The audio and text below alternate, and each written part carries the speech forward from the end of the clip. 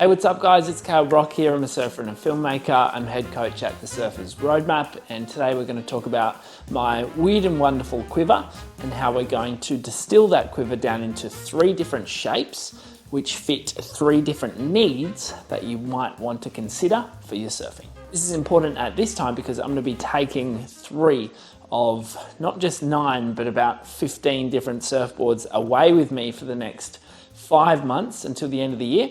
So I'm going to show you my decision-making process and talk it through when it comes to which boards to take. This video, as always, is brought to you by the Surfers Roadmap. It's my online surfing university. We've got tons of different awesome courses on there, from surf skating programs to a beginner surfing roadmap, an intermediate surfing roadmap, surf flow fitness courses, and we've got more coming very soon, so make sure you check it out. The link is in the description below. All right, let's have a look at the boards. The first category that I want to talk about is an everyday shortboard. For those of you who are interested in sort of high performance surfing and progression surfing, this is going to be that surfboard that you ride in 1 foot waves up to 3 to 4 foot waves. We could say that as well. Maybe waist high waves up until head high and a half waves. Those surfboards are here. So I've been trying out a bunch of different shapes. As you guys know, a couple of these are various prototypes and new boards that are not on the market. But the one that has stood out for me consistently over time has been the Sharp Eye FT Quad, the Felipe Toledo Quad. So that's sort of been my go-to. I've been riding it, the black surfboard that you guys would have seen on my Instagram and here on the channel for the last year, and I found that it goes in a whole varied bunch of conditions, which is really fantastic. I just found though that as soon as the waves got over maybe 4 to 5 foot, it started to get a little bit too squirrely, and that's when I couldn't benefit from having that board as much as possible. And that's actually to be expected, and that's why we've sort of created this category here. I went ahead and ordered one of these FT quads in white because I'm going to be going to Nicaragua and California in summer. I'm sort of a little bit over having the black board. It's just a PU board that I have. It's not a dark arts or anything, so it doesn't actually need to be black. So I ordered that. I also changed to Futures fins and found it to be really high performance still and squirty, and it sort of brings everything that I want in a shortboard. Now, what was interesting is over the past couple of weeks, I've also been trying, we're going to just come over here for a second, I've also been trying the JS Monster 10, which I thought was going to land itself in this category over here, which is our good wave surfboard, our ultra high performance surfboard. But I found that this board has a lot of energy, a lot of juice, and free flowing drive that I actually found it would probably end up over here. But the only reason it's over there is because I just have a feeling, though I haven't tested it yet, that in very small surf, let's say waist high, I don't think I'd be able to get that moving as well as I can with the quad. So that's the decision-making process there. So out of all these shortboards, this one here is a little bit slow. I just found it didn't have that drive that I'm after. This one I actually haven't been able to test yet. I didn't have enough time. Some other candidates there that I've tried over the years, you guys can check out in the playlist that I'll link just up here, our Everyday Surfer Board Test.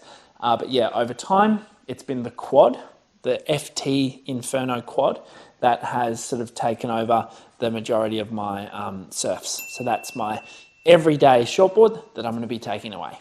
So that's category number 1, your everyday shortboard. Let's talk about category number 2. That's going to be, for me, the performance mid-length or mid-length surfboards that I've put in the middle here. Let's go and take a look. Before we do that, let me tell you about the sponsor of today's video, Surfshark VPN. Surfshark is a virtual private network that allows you to browse the internet and access your sensitive information online with total security. If you're like me and you travel a bunch, I want to make sure that when I log into my bank accounts, emails and entertainment services, that I'm doing so without any nefarious eyes on me. Surfshark ensures I'm online and not being spied on. Whilst here in Nicaragua, we've also been virtually switching up locations using Surfshark so that we can unlock loads of different fun content from across the world. I don't go online without it. Check them out via the link in the description below to get a great offer on their service. Now, back to the video.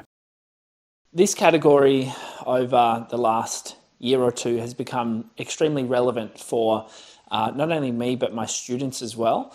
I love the fact that these sort of surfboards can offer such a high degree of paddle assistance and wave catching assistance, but then also offer some quite strong performance characteristics, which is what a lot of us want, right? If we're feeling fatigued, if we don't have necessary paddle fitness to get us through multiple sessions throughout a surf trip, for example, or throughout a clinic or whatever, it's these sort of performance mid-lengths that I think give us so much on that front and just sort of buffer us against those sort of limitations. So as you guys know, I've been working on a signature performance mid-length for the last year or two, and it's taken quite a while.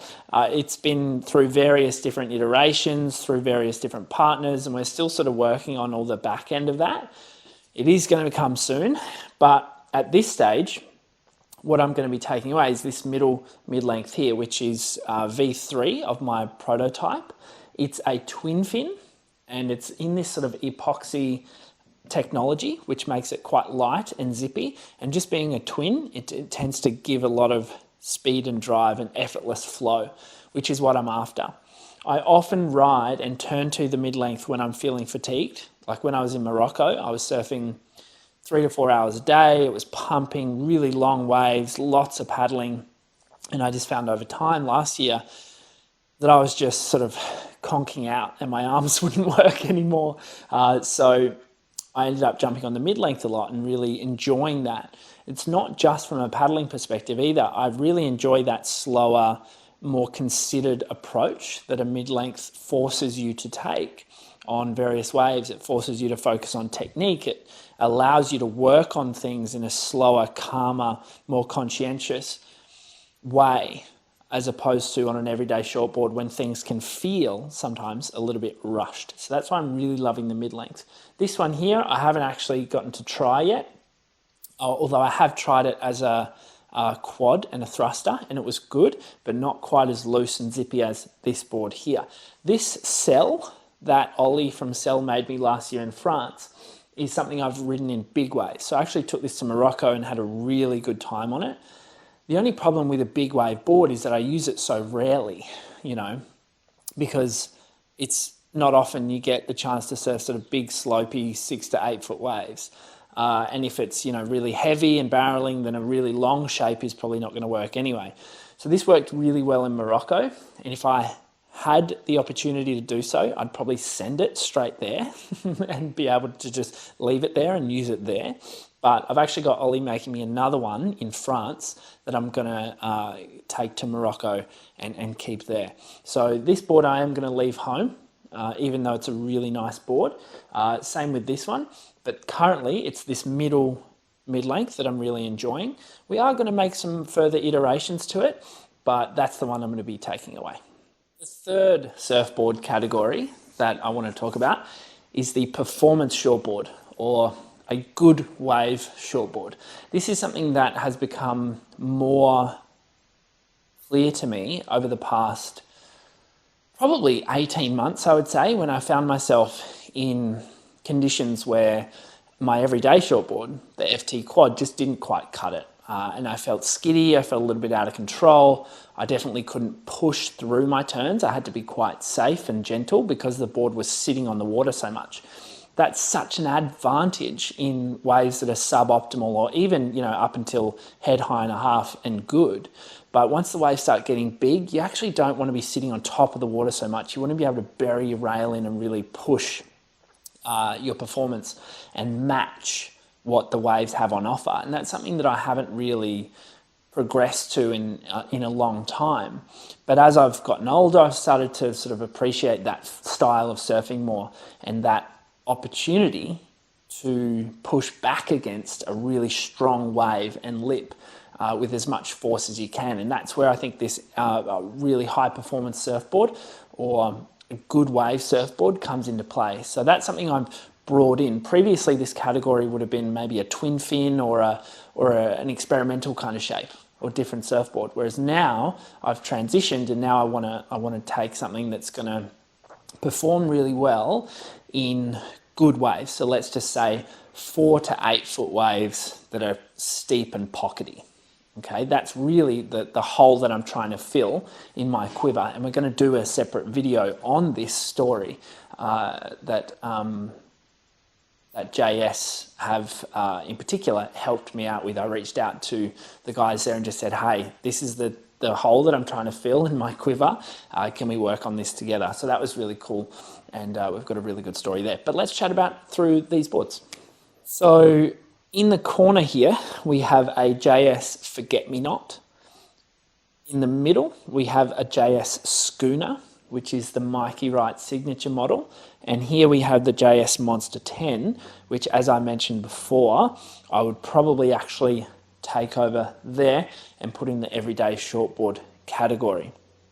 I tried the Monster in 4 foot, 5 foot sort of lumpy conditions, and even though it held its own, it didn't enable me to push very much. It was just a little bit too skiddy, which again is probably normal and expected because the surfboard is kind of built as an everyday thruster, which is, over there, over the other side. So that left me 2 options in order to fill that spot in my quiver.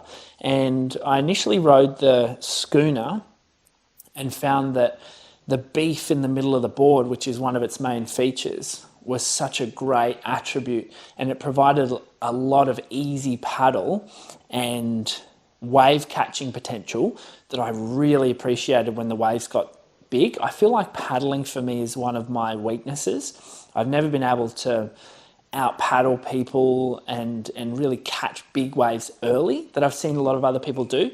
So having that characteristic in a surfboard without the typically associated looseness or length that you would find in a paddle assist board was really incredible. I found that once I was into the wave, the back half of this board really sits in the water quite nicely, and you can push really hard against it. And I've just gone, okay, that's it. That's the surfboard that I really liked.